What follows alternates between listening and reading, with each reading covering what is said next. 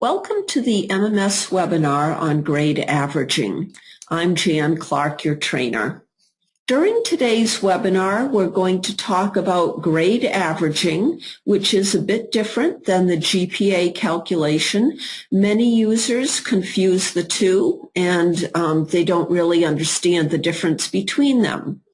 Grade averaging, what we're going to be talking about during today's webinar, is where, for example, we might take a quarter 1, 2, 3, and 4 grade and perhaps an exam, and at the end of the course, average those together in some way to give us a final grade or final average for our course. That's grade averaging. The GPA, grade point average, is where we assign X number of grade points to each grade that the child earns in each of his classes, and we get a GPA, or a grade point average, of all of the courses that the child has taken. So the two are quite a bit different. The grade averaging, once again, being an average in some way of the quarterly and or exam grades to give us a final grade at the end of a course, or perhaps a mid-year grade halfway through the course, or a semester 2 grade for the semester 2 portions of the course, quarters 3, 4, and perhaps the final exam. So today's topic is grade averaging, and there are two different ways that we can derive those averages. One of the ways is through the interface that I'm showing you now, which is your core MMS product. And there is also a way through the teacher portal, if you use our MMS Teacher Gradebook portal, where the teachers can do the averaging. You as an administrator would set up rules for them, and then when they click a button, which we will look at in the second portion of the webinar, those averages would be calculated. So we're going to look today at both methods of getting those final averages, mid-year averages, semester 2 averages for our individual courses. When we compute that in the core MMS, we're going to be going to our grade jobs menu here on the left, and we're going to go to operations and then to compute term and semester averages.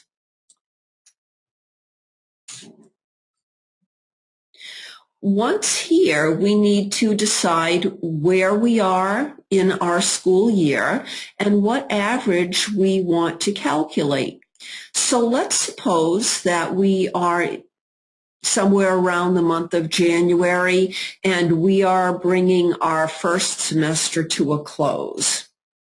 What we might want to calculate, and I have a number of settings that I've saved, so I'm going to go ahead and recall one of them for us.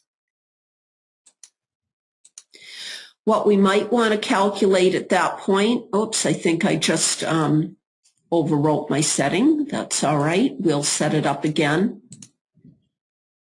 We are going to calculate our mid-year average for our year-long courses. Now, at the midpoint of the year, if a child is in a year-long class, we want to calculate this grade called the mid-year average based on the quarter 1 grade, the quarter 2 grade, and if we've given an exam, we might want to calculate based on the exam grade as well. I'm just going to recall another setting and then I'll make some changes to it from there.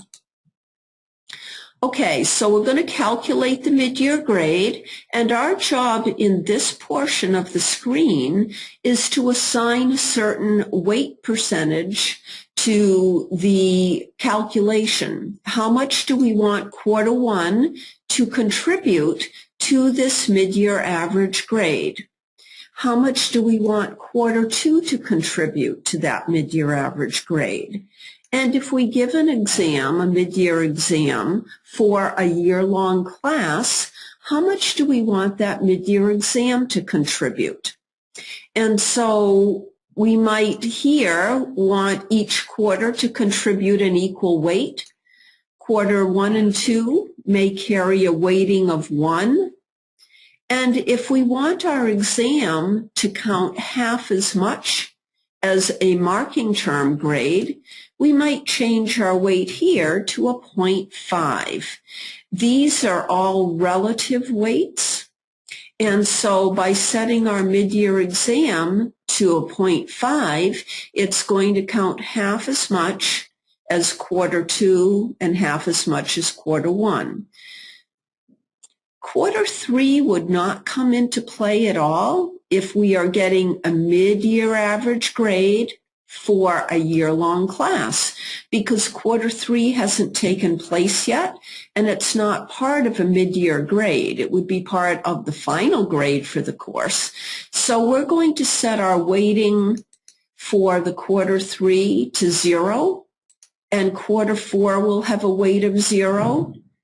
Final exam, semester 2 average, final average, all these other grade fields or grade bins will have a weighting of 0. The only grade fields that we want to consider in this case would be the quarter 1 grade, quarter 2 grade, and the mid-year exam grade. And so we have our weightings set up, and all the other grade fields will have a weighting of 0. There are some other factors on this screen that we need to consider as well, one of which is the grade point value group. Now, some of you may be aware that MMS has 5 different grade point value groups that schools can use. Each one may be set up in the same way, or each one may be set up differently. And so you need to determine which grade point value group you want to use when you do your grade averaging calculation. Where we're going to find our grade point value groups, just for your reference, is in the Grade Jobs menu under More Grade Editing Jobs and Edit Valid Grades list. And you may want to come here beforehand if you're new to grade averaging and determine which one of these 5 grade point value groups you want to be using.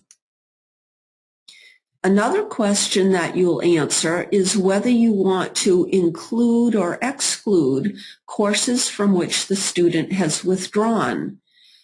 Typically, if a child withdrew from a class, let's say he had a grade for quarter 1 and then he dropped out of the class, we would not typically then want to calculate a mid-year grade for him. We might have put in a final average of a W for withdrawn, so we may not need or want a mid-year average grade in this case. So the default is not to include withdrawn classes, but if for some reason you do want to, you can simply set that toggle to a yes.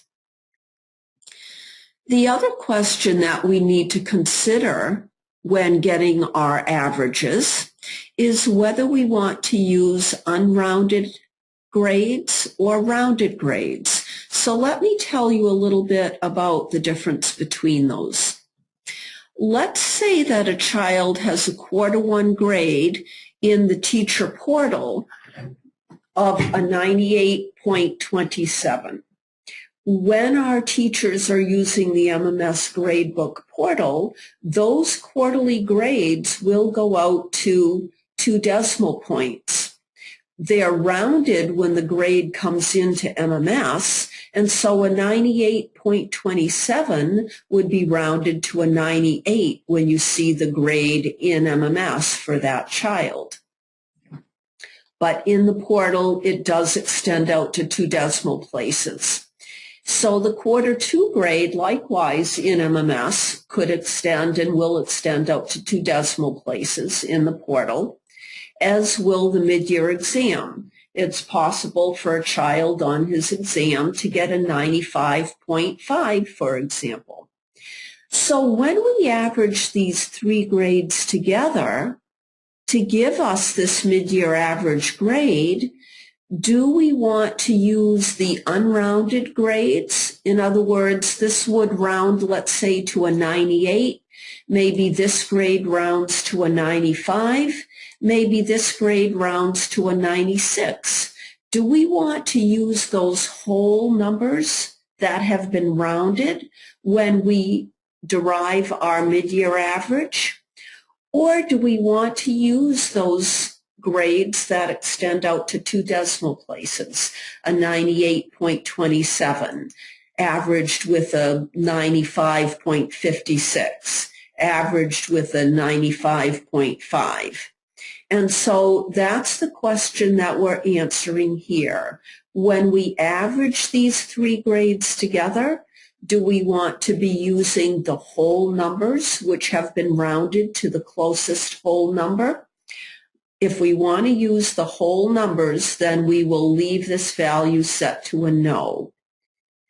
If we want to use the numbers that go out to 2 decimal places, 98.27, 96.5, or whatever those numbers are, we will set our value to yes. The default is set to no, where the average will be based on whole numbers, whole grades, 98, 96, 95, 82, whatever. And that is the traditional way that MMS had done it for years until we added this new feature. So if that's the way that your school wants to calculate the mid-year average, based on whole number grades, you'll leave this value set to no. And once again, if you want to use the grade that goes out to 2 decimal places for each marking term in the exam, you'll set the value to a yes. So that's a decision that your school will make based upon its own rules for how the mid-year average or the final average is calculated. We're going to move on to the next tab, and we're going to talk about what we do here. Keep in mind on this first tab, we're setting up our averaging to derive or calculate the mid-year average for year-long classes. And so when we move to the course selection tab, the only courses that we want to do here in my database would be our year-long classes that have the YRP grade plan. Now, you may have more than one grade plan that represents year-long classes. Typically, there'll only be one option here that most schools will select, but if your school has multiple year-long grade plans, then you may need to select more than one. And then we'll click Build List. This will list for us all of our classes that are assigned to the year-long grade plan. I'll just mention that you can also get the list based on different orders. You could build it based on teacher name if you want. And if you do build it that way, you'll notice that instead of course codes, we get teacher names, but only the teacher's year-long classes would be included in this configuration that we're setting up now. So the order really only tells us the order of our courses. It's not saying which courses will be included, because that's a factor of what we select in terms of grade plans. So it really is up to you the order in which you want to build your list. Moving on to the Grade Rules tab, we're going to see here that we have a couple different options on the top. If we give numeric grades to our students, 85, 92, then we're going to use this setting. If we assign alpha grades to our students, and in the MMS grade table we store alpha grades, we would use this configuration because we can't average an A, a B, a C, and an F very easily. The software only knows how to do that when we convert those alpha grades to a numeric value. Computers don't know what an A means unless you convert that to a number. It doesn't know what a B means unless you convert that to a number. And so what we're doing by choosing the grade point value is we're saying, look at how many grade points an A is worth. Look at how many grade points a B, a C, a D, an F is worth. And then use those numbers to give me an average. So if your school uses alpha grades, you'll use this setup. If your school uses numeric grades, you'll use this setup. Later on, I will show you a little bit more about using grade points to get your averages. But for now, we'll focus on this method of using numeric grades. We have a couple of questions that we need to answer if we're using numeric grades.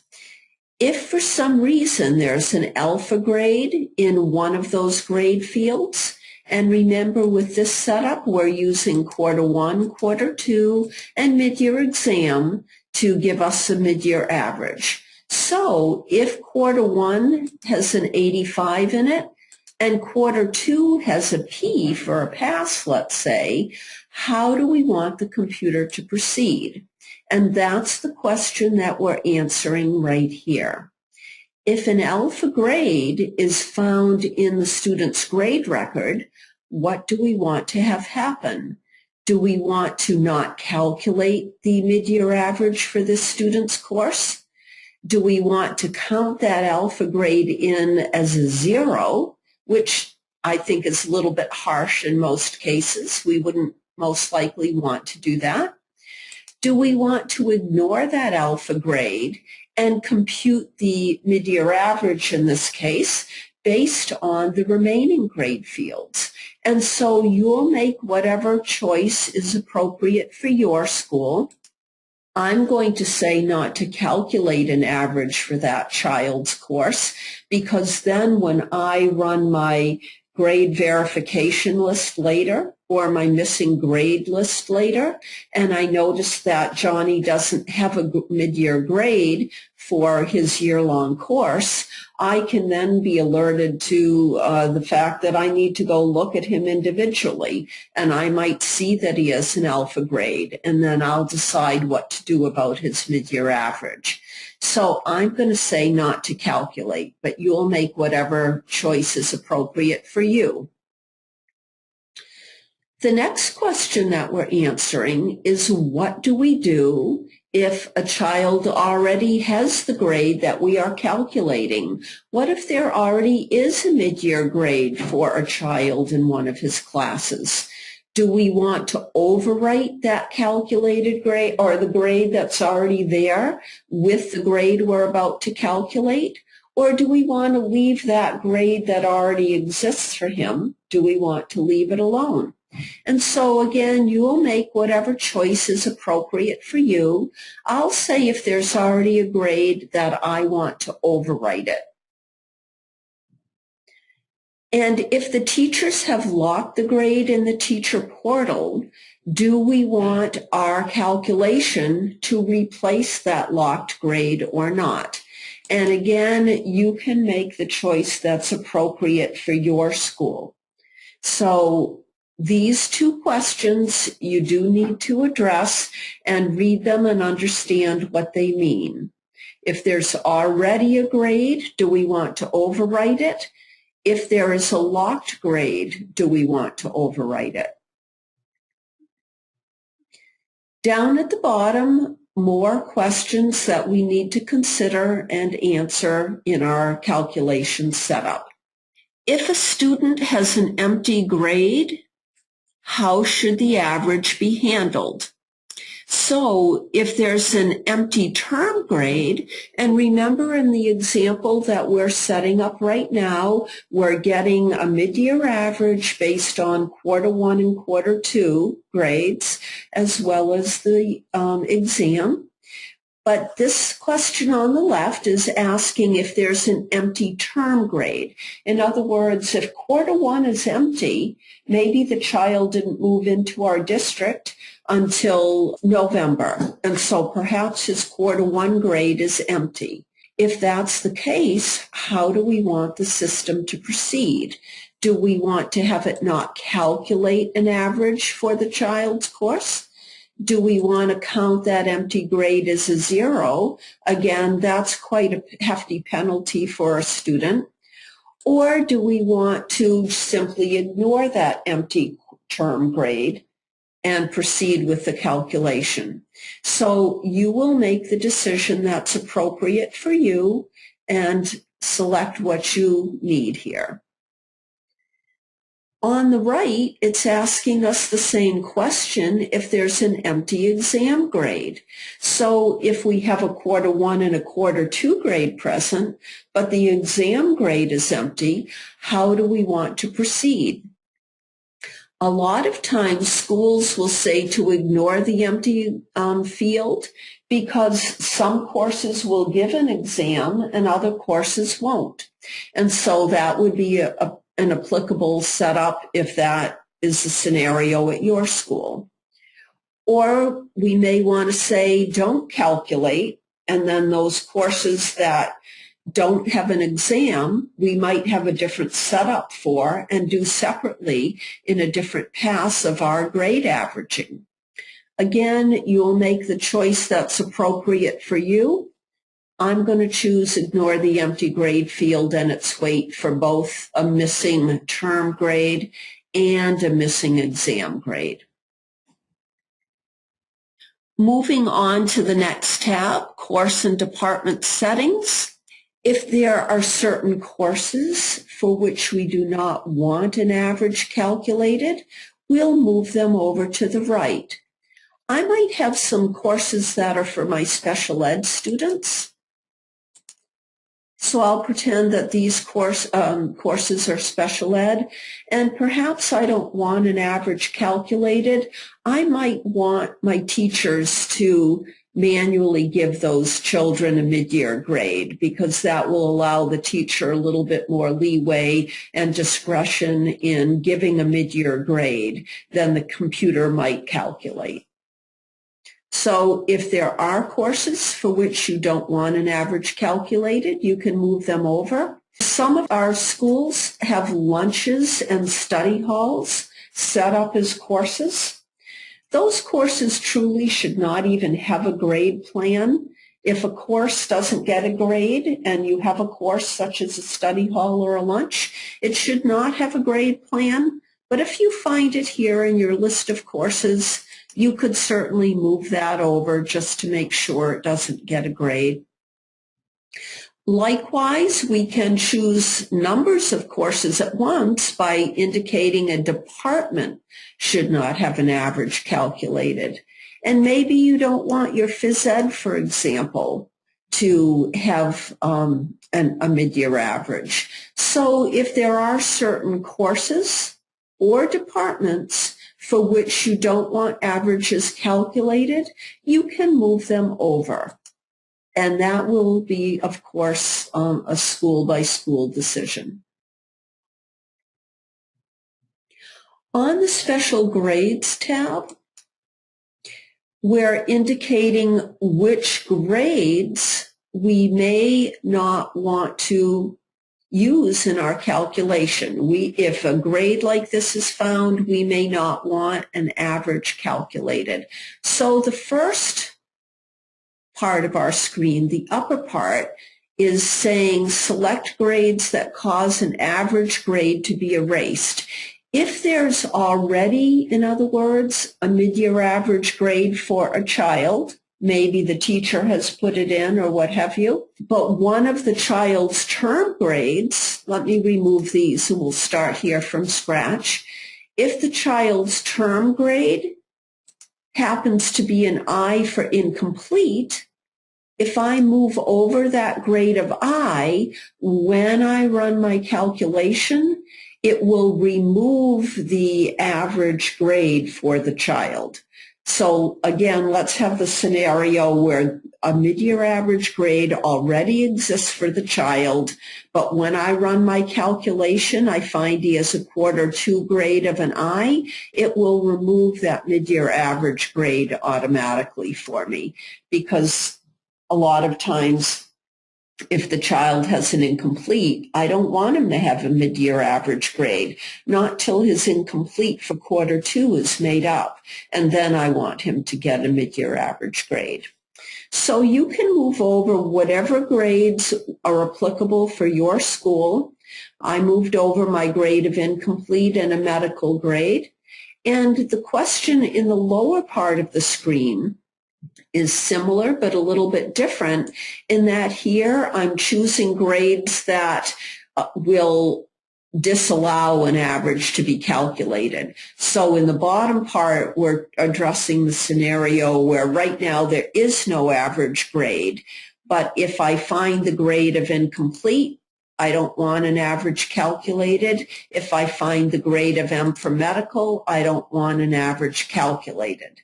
So the top part is saying there's already a mid-year average grade. Take it out if you find these grades.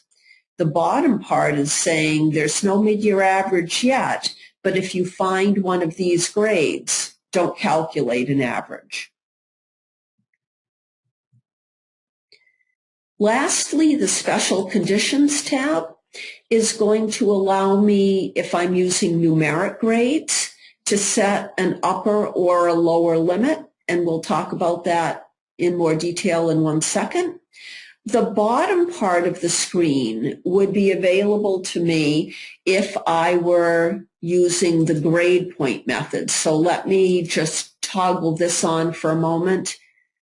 Come back to Special Conditions, and now you can see that this part of the screen is available to me. This lower part of the screen is only relevant and applicable if my Grade Rules tab is set to use grade points. So our scenario is not that scenario at the moment. We're dealing with a numeric grade kind of scenario. So the bottom part is irrelevant for me in this kind of setup.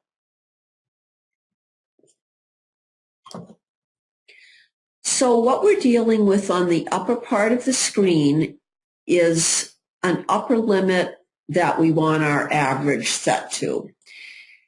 For all computed averages that might be greater than 100 but less than or equal to 120, I want to store the value of a 100. So let me lay out a scenario for you where something like this might happen. The MMS Gradebook portal can store grades that are higher than a 100. Your top performing students may earn extra credit on particular assignments, and they might have a marking term grade that's higher than a 100. They might have a 105 for quarter 1. They might have a 107 for quarter 2.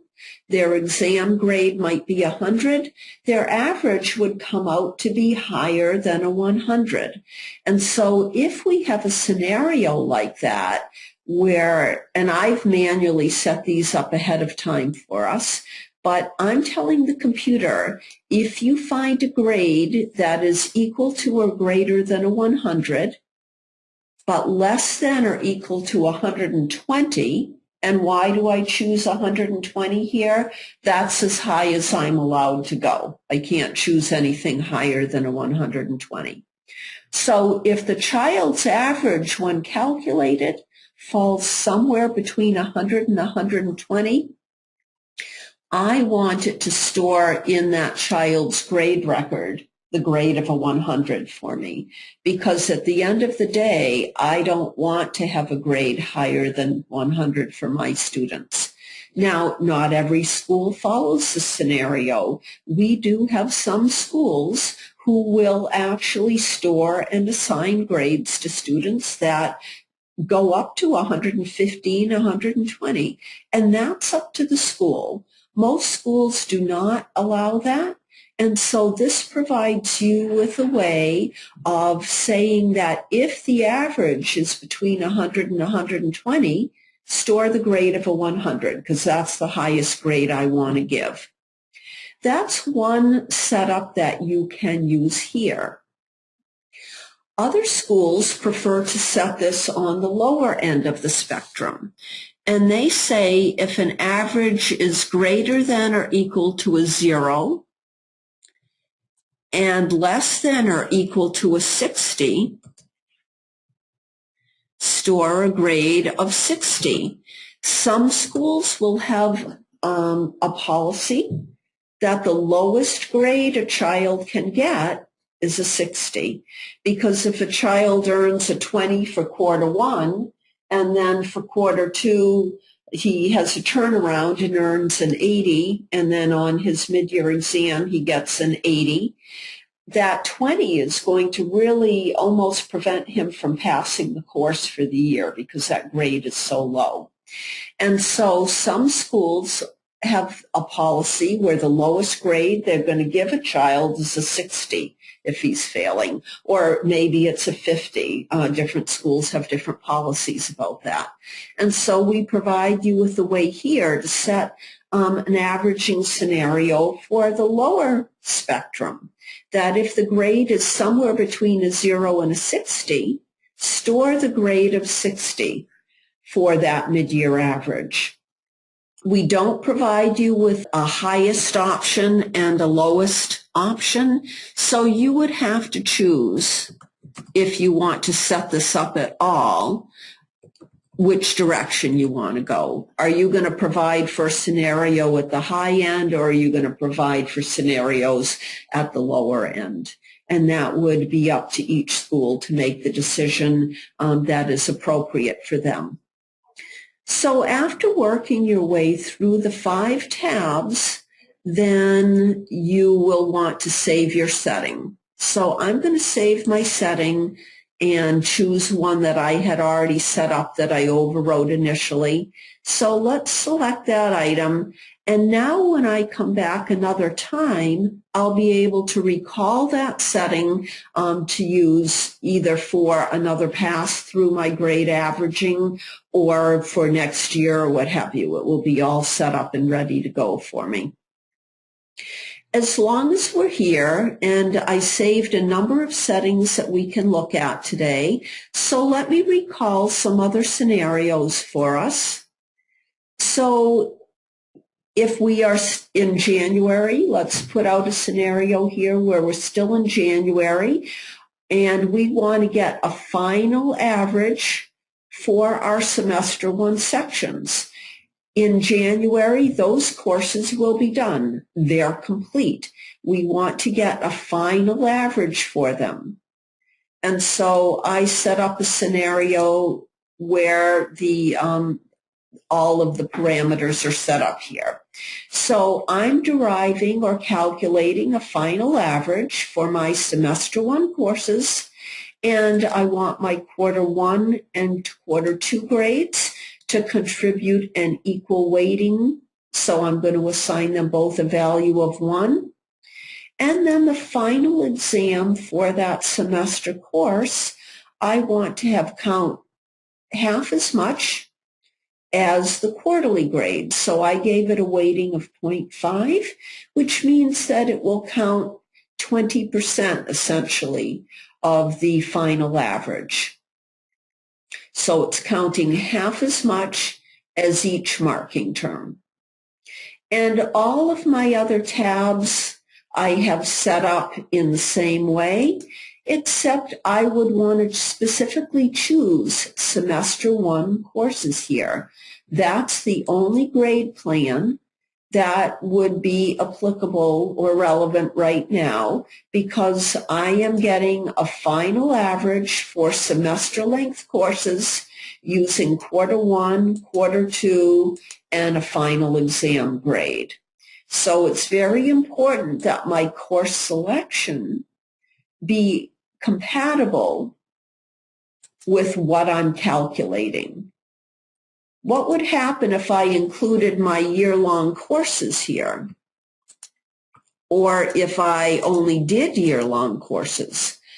When I have a setup like this, I'm going to be, with this scenario, I would be calculating the final average for my year-long courses, and that would not be appropriate in January of the school year. And so it's really important that your settings on the General tab are compatible with whatever course selection you have on the second tab. So this setting would be appropriate for semester 1 courses, and my grade rules I've set up identically to what we've talked about already with our other setting that we looked at. So this would be a setting that would be appropriate for semester 1 classes. And as we move through the year, if I wanted to, at the end of the year, calculate semester 2 average for year-long courses, recall that setting. Now, for year-long courses, not all schools give a mid-year average grade and a semester 2 average grade and a final grade as well. Some schools do and some don't. So for some of you who are viewing the webinar today, this would be something that you would want, and for others of you, it would not be. Depends whether your school calculates semester 2 averages or not. But if we are calculating a semester 2 grade at the end of our school year for our year-long courses, semester 2 grades would be an average of quarter 3, quarter 4, and final exam, again with the weightings that are appropriate for my school. And my course selection would be year-long courses because I am taking the quarter 3, quarter 4, and final exam to give me a semester 2 grade for my year-long classes. And my other tabs are set up all the same as we've looked at already. Let me recall a setting for my final grade for year-long classes. And so using this scenario, I want to get my final average at the end of the school year based on quarter 1 and quarter 2 grades, mid-year exam, quarter 3 and 4 grades, final exam with the appropriate weightings. And I would want to do this for year-long classes.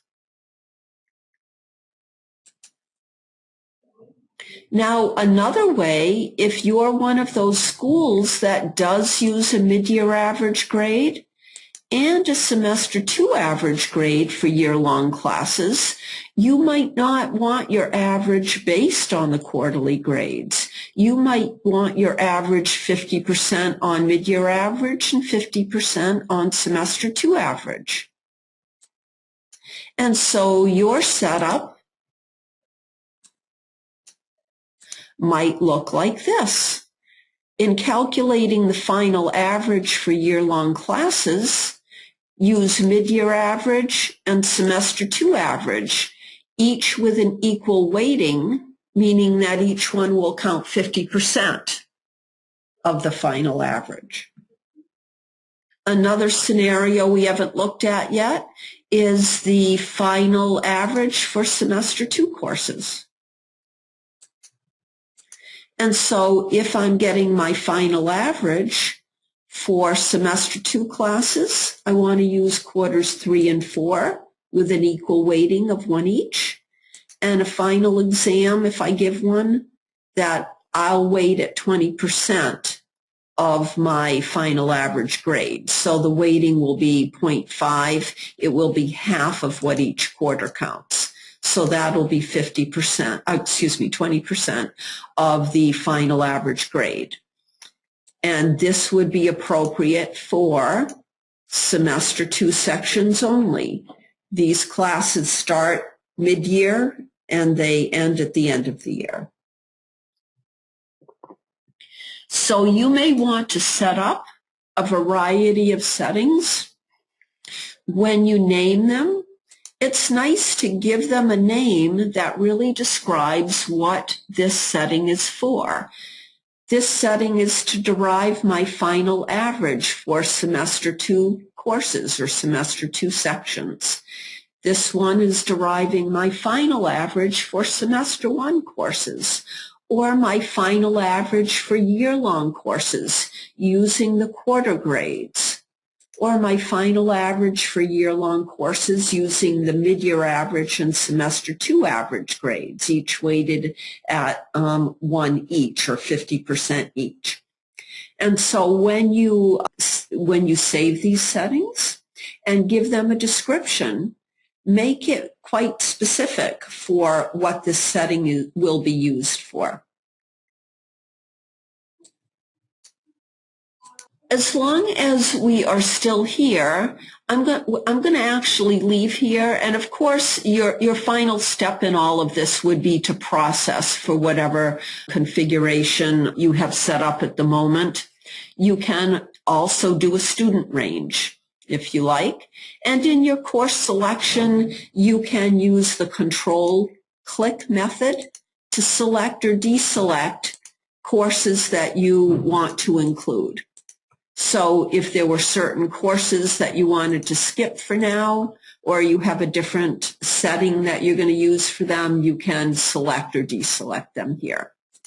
But I want to exit from here for a moment so that we can talk about grade points and using that method of calculation. I'm going to take us to the valid grades list for a few minutes.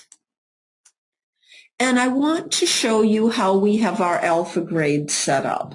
And of course, each school is different in the way that they set up their valid grades list. But if I store alpha grades for my students, let's say that I give A pluses using the plus and minus all the way down through my grades of F. When I store grades for my students, I use these alpha grades. As I mentioned earlier, computers don't know what to do when they're averaging an A, B, C, D, and so on, without those alpha values being converted to a numeric value. And so if we're going to use grade points in our grade averaging calculation, because we store alpha grades for our students, these are the numeric values that are going to be used. And so I have my A at 4 points, or my A plus. My A is also worth 4 points. My A minus is also worth 4 points. This might be how you have yours set up, or you might have yours a little bit different, where an A plus maybe is worth 4.5 grade points. And an A maybe is worth 4.25. And your A may be worth 4.0. And then your B plus might be worth 3.5. And your 3 might be worth 3.25. But this would be set up, I would imagine, already for your school. And if you assign alpha grades to your students and you want to do the grade averaging, the grade points are what will be used to do the average. So if Johnny has an A plus for quarter 1 in his math class, the computer will be able to convert that A plus to a value of 4.5. And for quarter 2, maybe Johnny has a B, and the computer will convert that grade of B to a 3.25 grade points. And on his mid-year exam, he has the B plus. And so the computer will use a numeric value of 3.5 in the scenario that we have set up here. And it will average these numbers and come up with an average. So it would average the 4.5 and the 3.25 and the 3.5, bringing our weightings into play, and it would come up with the average. Let's say the average is a 4.1.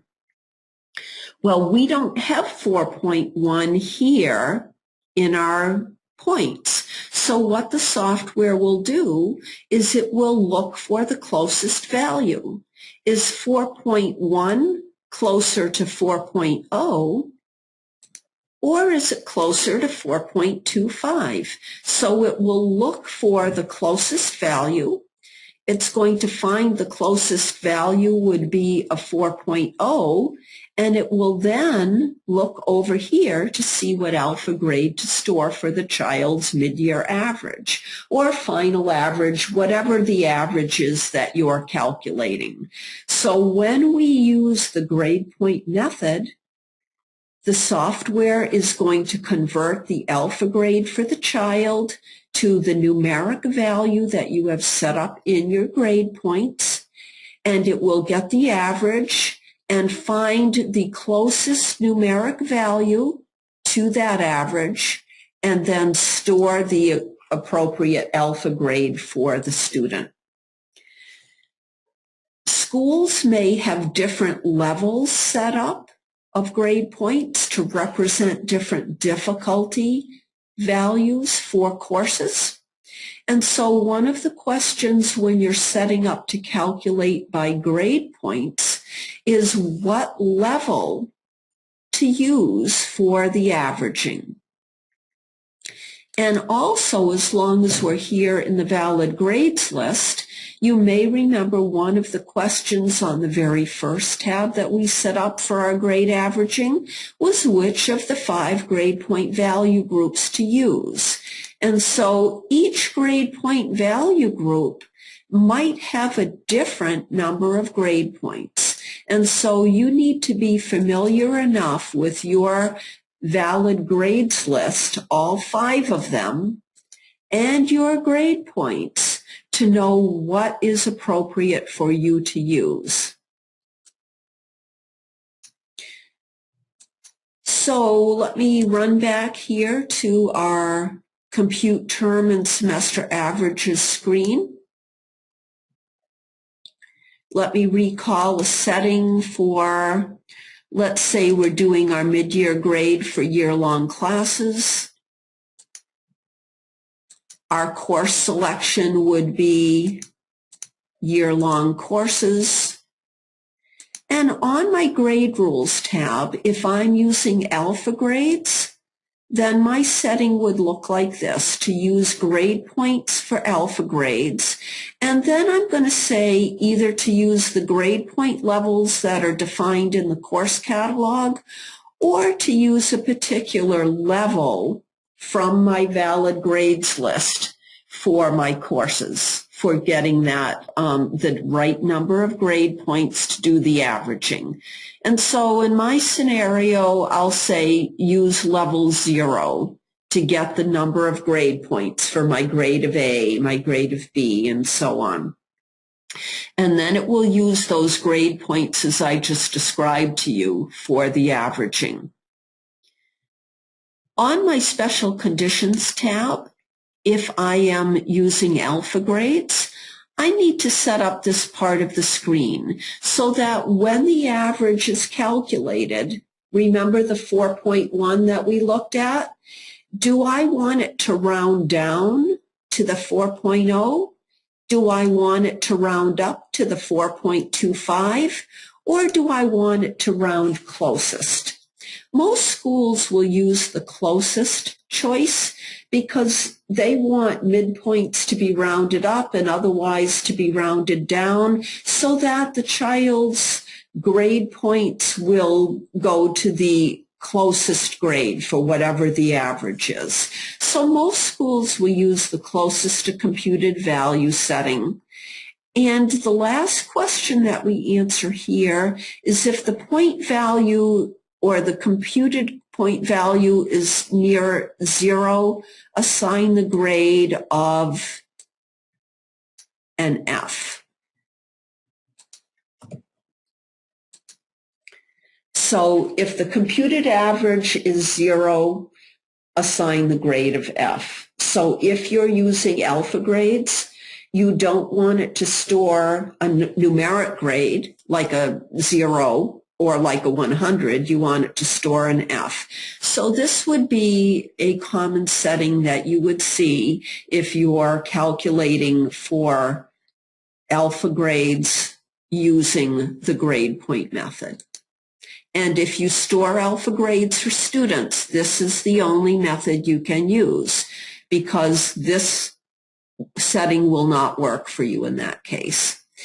So if you're storing alpha grades, you definitely need to come here and make sure that your settings here and on the Special Conditions tab are correct. We're going to move on to the portal method at this point of getting our final and mid-year averages. So we're going to exit from here.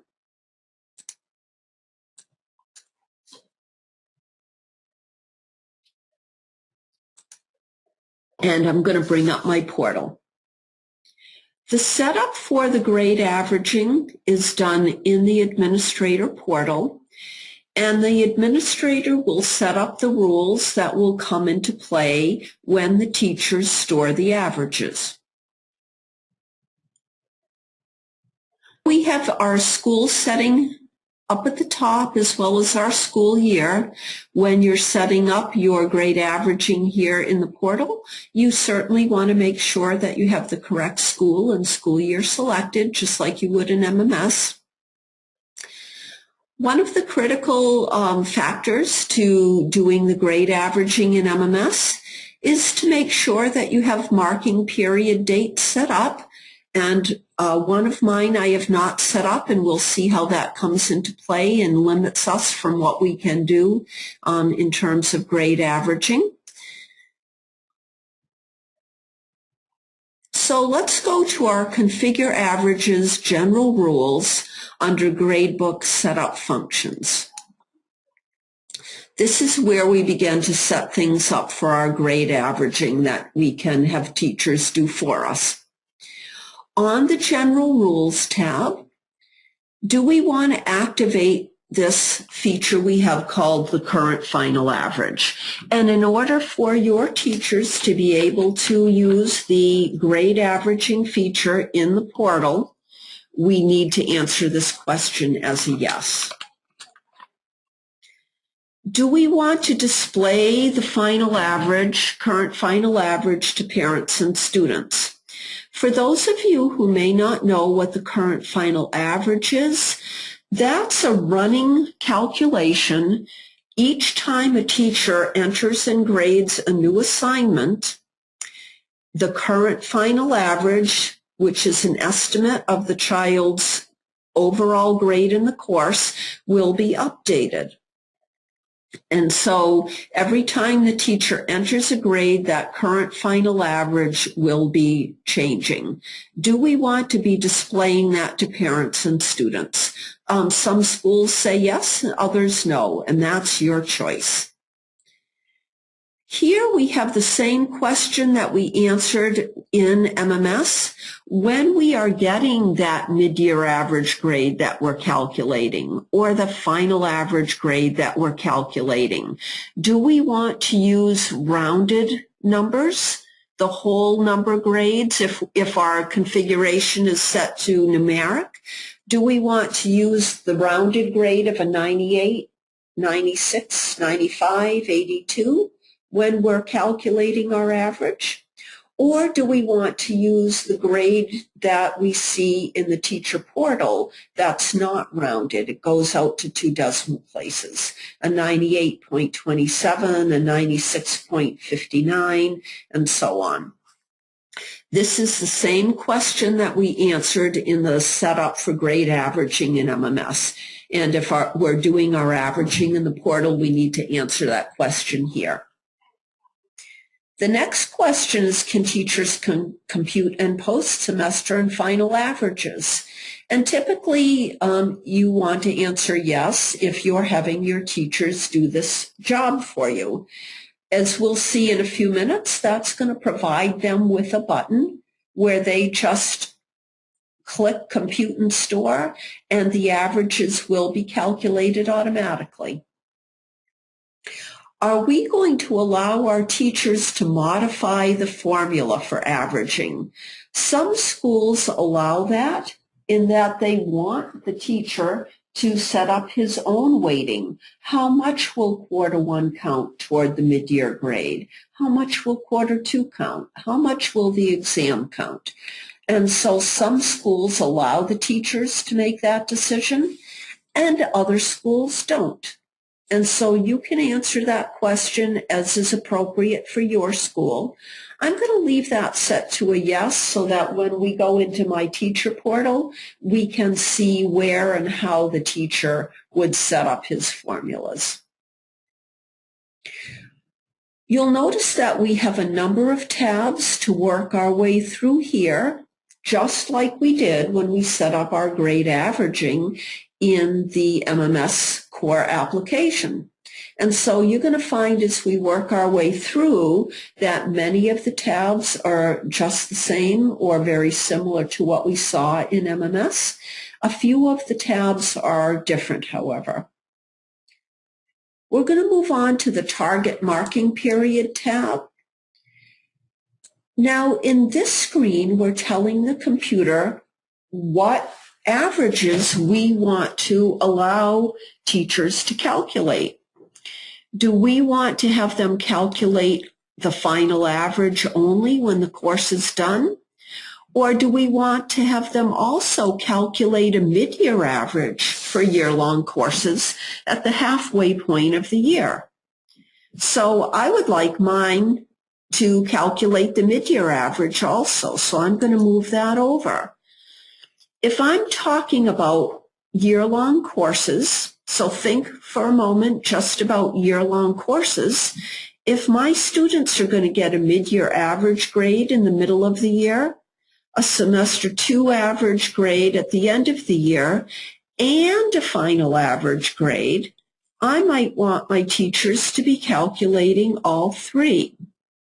But I don't see my semester 2 average here for me to choose. I would want to move that over so that my teachers could calculate semester 2 grades based on the child's quarter 3, 4, and a mid-year exam grade. Now, the reason that I don't see my semester 2 grade here is because I don't have a bin date set up for that. And so I mentioned that one of my marking periods I didn't have a bin date set for. So if you don't see a particular marking term when you go to do your grade averaging, you need to come here and make sure that you have bin dates or marking period dates set for that.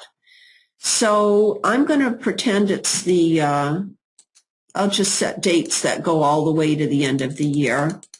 Normally you would not have this open in January. But because I want to be able to show you this today, I'm going to have my start date open now.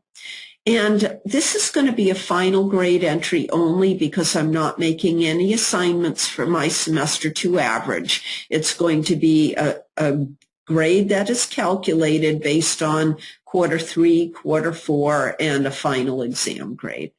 So I'm going to set my dates, indicate it's a final grade entry only, and save those.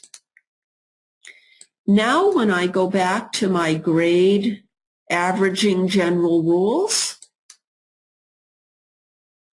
and I come to target marking periods, I'll see now that not only can I move over my mid-year average field, so teachers of year-long classes can calculate a mid-year average, but they'll also at the end of the year be able to calculate a semester 2 average based on a quarter 3, quarter 4, and final exam grade. So these are the marking period grades that I want my teachers to be able to compute and post an average for. The bottom of the screen is a little bit different.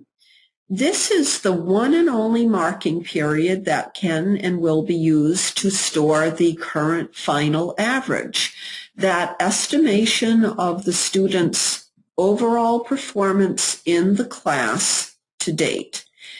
I can move over multiple marking periods up top, but I can only move one in the bottom.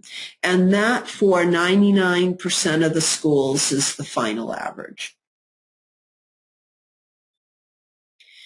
We'll move on to the Marking Periods to Use tab. When I am deriving or calculating a final average for a course, what marking periods do I want to have available to me to use?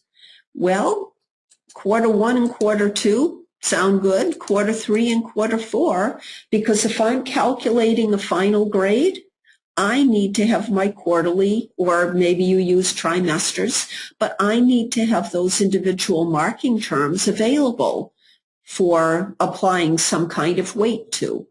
They will be used to calculate the final average. I may want my exam grades available to me as well. And so those are all grade fields, marking periods that I need to have available.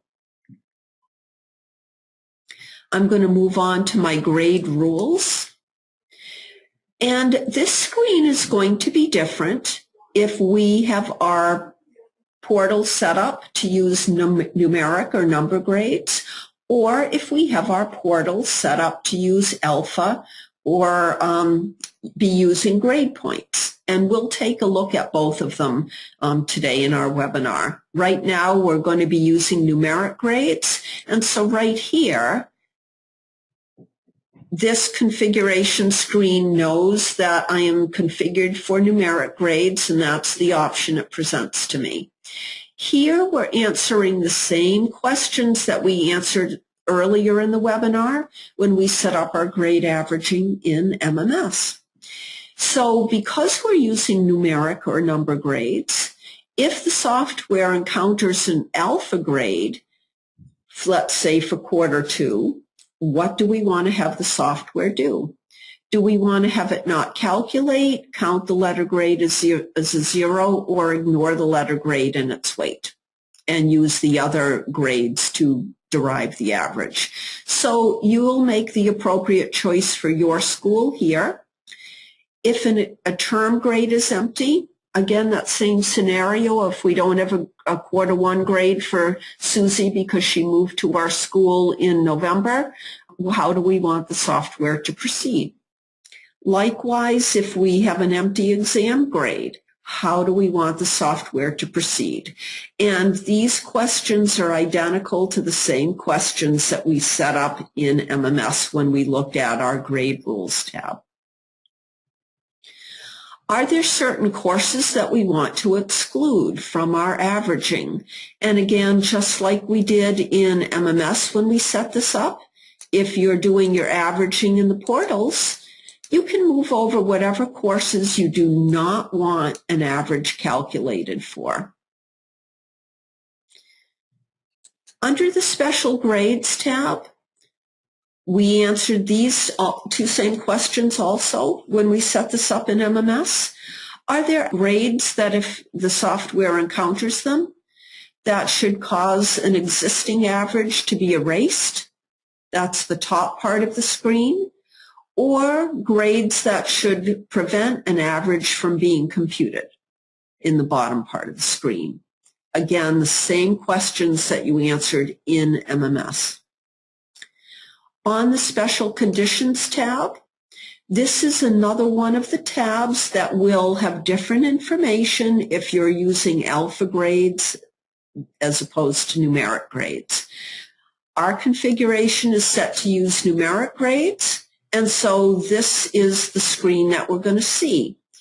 In this setup, we are providing for a lower end of the spectrum, where if a child has a failing grade, we want to store a value of 60, or at the upper end of the spectrum, as I showed you when we set this up in MMS,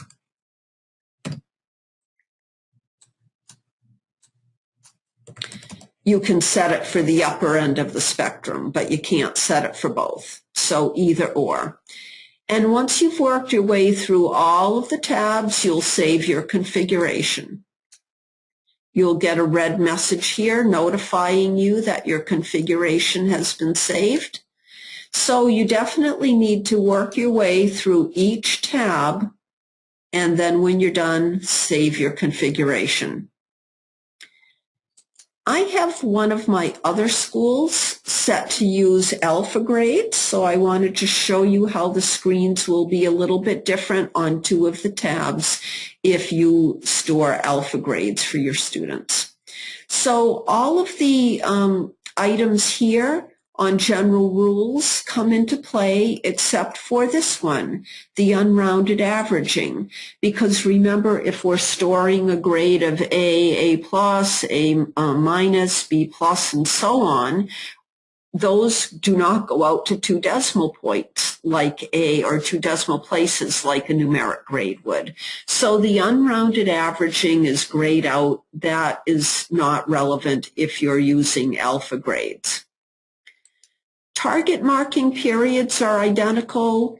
The marking period tab, marking periods to use tab is the same. But when we come to our grade rules tab, we're going to see here that software knows that we are using letter grades for our students. And so it's going to want to know what grade point level should be used in the calculation. Do we want to use the level from the course catalog, or do we want to use a particular level for getting our grade points to use in the averaging? So all of my grade points happen to be in level 0, so that would be appropriate for me. But other schools may have grade points in level 1 that they want to use, or they might want to use the grade points from the course catalog. So this question will vary from school to school in terms of how the school will answer it. The two questions below are identical to the 2 questions that we answered when we set this up in our numeric configuration. And those address the situation where we have an empty term or semester grade or an empty exam grade. The exclude courses tab will be the same whether you're using numeric or alpha setup. The special grades will be the same whether you're using an alpha or a numeric setup. But the special conditions tab is going to be a little different. So if you store alpha grades for your students, then your screen will look like this, where once again, you're answering the same question that you answered in the MMS grade averaging setup for using grade points. So we want to have our grade points rounded closest to the computed value. And if that computed value is a 0, we want to store the grade of F for the student. So tabs that will be different for you here if you're using an alpha setup are the special conditions tab, the grade rules tab, and then the one question on the general rules, which then becomes irrelevant. So you really don't need to worry about that tab other than to set up the other questions that are relevant. So you will do your setup here, whether it's for alpha or numeric configuration, and save your settings.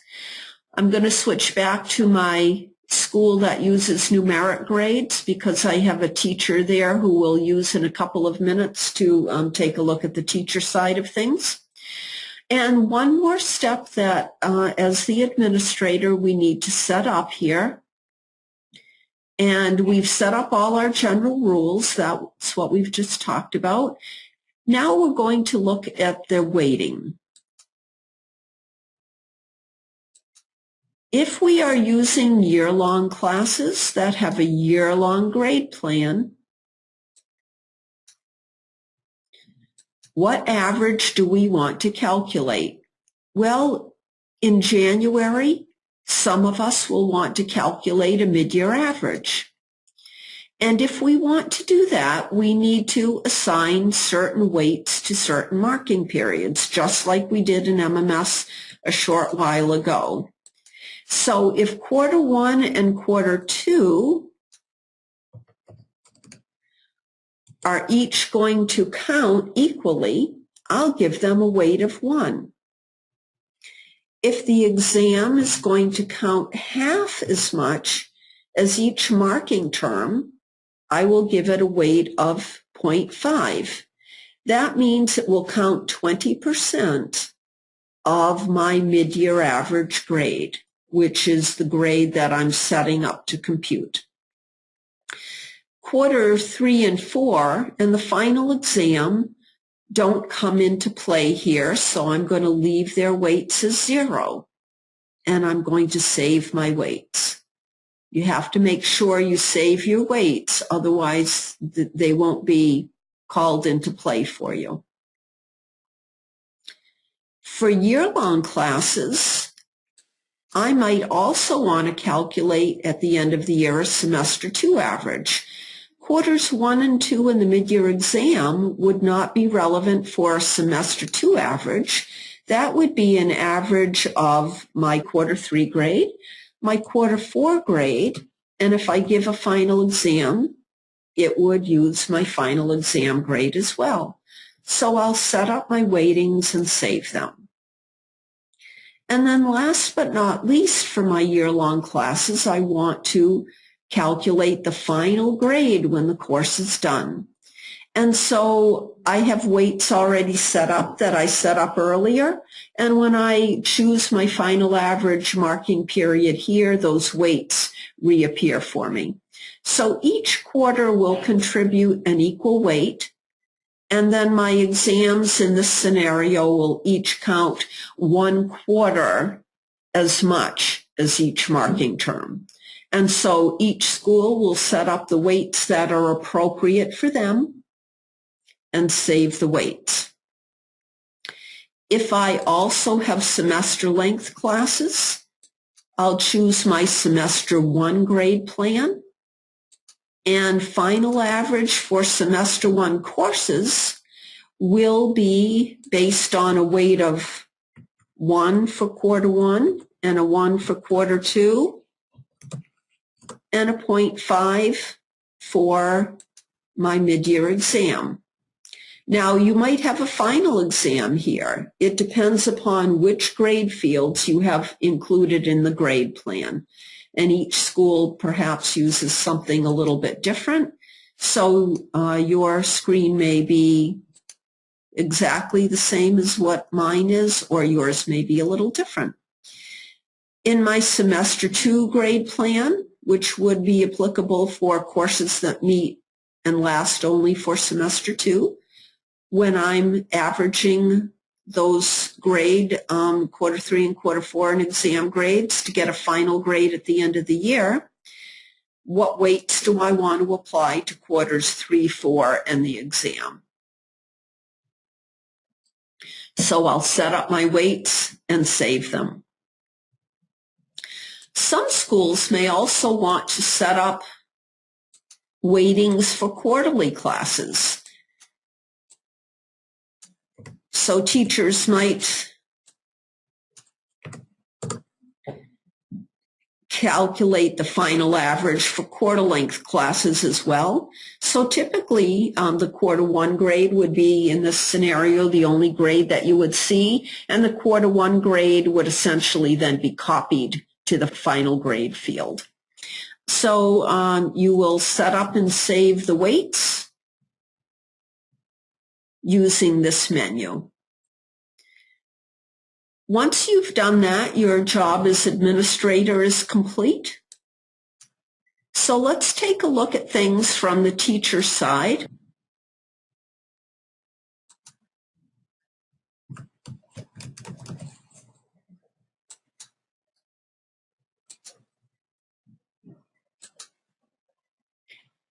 And we will just take a look at what the teachers will do. You'll notice in my course list that my courses are divided by their duration. All of my year-long classes are at the top, semester 1 classes, semester 2 classes. So let's start by looking at our year-long class. And teachers will come through the gradebook menu to assign grades to final grade entry.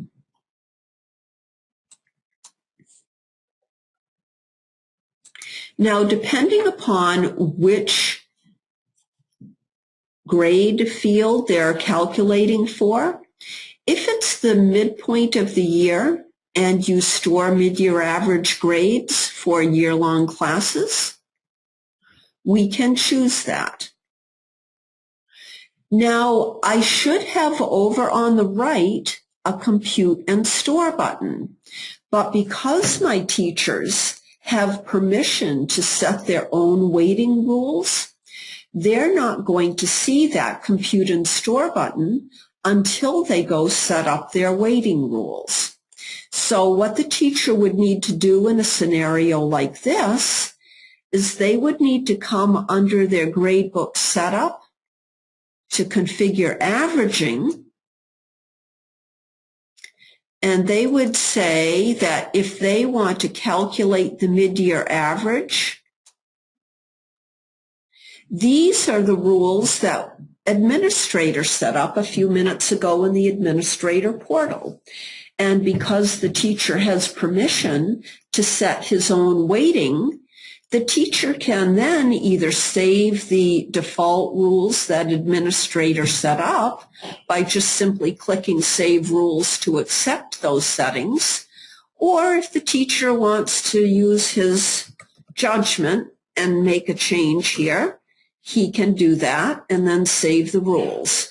But whether the teacher wants to use his own rules or the weighting rules that administrator set up, the teacher must come here and save the rules if your administrator has given him permission to do that. If the teacher doesn't have that flexibility, then when he comes to final grade entry for mid-year average, he would see the compute and store button right away. It would be there automatically for him. One thing teachers sometimes like to do is to look at the grades for the previous marking periods. And so we can toggle that on by showing that. And that way we can see the quarter 1 grade, the quarter 2 grade, the quarter 3 grade. And, well, we're not interested in quarter 3, but we are interested, if we have it, in a mid-year exam grade. And it may be that I don't, oh, here's our mid-year, no, we don't have mid-year exams in for this particular class. But we do have quarter 1 and quarter 2, and because I've used this class for other things, I already do have a quarter 3 and 4 grade, but we want to derive the mid-year average based on our rules that we set up earlier. And so assuming that this bin is now available to teachers because the marking period bin dates incorporate today's date, teachers will be able to click Compute and Store. And now it's going to invoke all the averaging rules that have previously been set up, and it will configure or derive that average. It will calculate that average. Teachers don't need to lock the average unless they manually make a change to it. So if for some reason the teacher feels that he needs to adjust a student's grade, then he may want to lock that so it won't be overwritten another time. we're still in our year-long class. We're going to fast forward to the end of the year. And if I want to calculate my final average at the end of the year, then I would choose that from the marking term list and compute and store that. And once again, the rules that I've set up at this point would be invoked and the average would be calculated. So it's really quite easy for the teachers. They will not see mid-year average or final average, whatever marking period they're calculating, until the appropriate time of the year. I have many of my bins open now, which is usually an unrealistic scenario, but in order to show you these features today, I wanted to have all of these marking terms open and available to us. Let me show you a semester 1 course that we might want to calculate an average for. And again, my final average is available at this point in time. Let me look at the prior grades I have, quarter 1 grade, a quarter 2 grade. It looks like I don't have exam grades in yet. So before the teacher calculates the final average for a semester course, the teacher would want to put in the exam grades.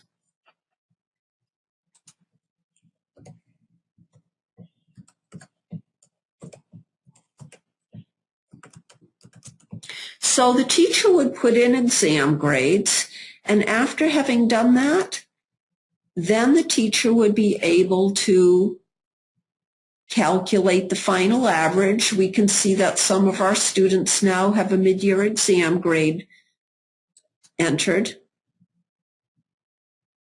And depending upon how you set up your rules, if you said to ignore the empty exam field, if there was no grade there, then your students should show a final average, as we can see right here. So that's how teachers will do their averaging if you give them permission to do so. And that concludes our webinar today. Thank you very much for joining me, and I hope that the webinar will be helpful to you.